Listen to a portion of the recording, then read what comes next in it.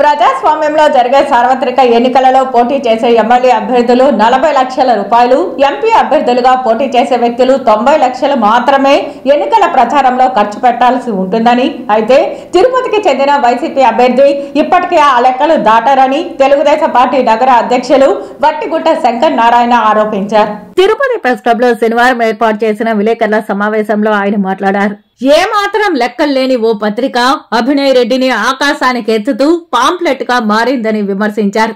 లక్షల సంఖ్యలో కరపత్రాల తరహాలో పేపర్లను ముద్రించి తిరుపతి నగరంలో ఎక్కడ పడితే అక్కడ కనిపిస్తున్నాయని, దీని ఖర్చు లక్షల్లో ఉంటుందని ఆయన పేర్కొన్నారు.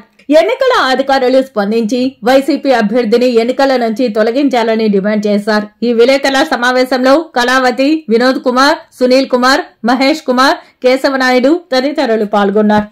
తిరుపతిలో ఏం జరుగుతా ఉందంటే దీన్ని పత్రిక అనాలనా, పాంప్లెంట్ అనాలనా, ఒక న్యూస్ పేపర్ అనాలనా, దీన్ని ఏమనాలో మాకైతే ఇంతవరకు అర్థం కావడం లేదు. ఒక చిన్న ప్రశ్న మన మీడియా మిత్రులందరికీ కూడా, 40 ఏళ్ళ నుంచి 30 ఏళ్ళ నుంచి ఉన్నారు, ఈ పాంప్లెట్ లేకపోతే ఈ పేపర్ ఖర్చు ఖచ్చితంగా ఎంత ఉంటుందని మనం ఒకసారి ఎవరైనా ఒక 20 రూపాయలు ఉంటుందా, 30 రూపాయలు పడుతుందా, 50 రూపాయలు పడుతుందా?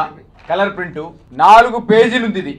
ఇది తిరుపతి మహానగరంలో ఈ పాంప్లెంట్, కరపత్రము, న్యూస్ పేపరు, న్యూసెన్స్ పేపరు, మరి వైఎస్ఆర్సీపీకి కరపత్రము మాకు అర్థం కావడం లేదు.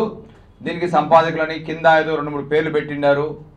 మేము దీని మీద దర్యాప్తు చేసి ఎంక్వైరీ చేస్తే ఈరోజు మనకి తెలియంది ఏంద్రా అంటే, అసలు ఇది ప్రింటింగ్ అయ్యే అడ్రస్ ఒక చోట పెట్టిండారు, కానీ అక్కడ ఆ ప్రింటింగ్ ప్రెస్ అడ్రస్ చూస్తే అది దాదాపు 6 నెలలుగా అక్కడ ప్రింటింగ్ ప్రెస్ షిఫ్ట్ చేసి ఉన్నారు. ఆ ప్రింటింగ్ ప్రెస్ లేదు, ఇది వీళ్ళు పెట్టిన అడ్రస్ ప్రకారం. ఇది 1,00,000 కాపీలు రోజు ప్రింట్ అయ్యి బయట వస్తున్నాయి. ఎలక్షన్ కమిషన్ ఇండియా వారికి లేదు, తిరుపతి ఎలక్షన్ కమిషన్ వారికి ఒకటి అప్పీల్ చేస్తున్నాము.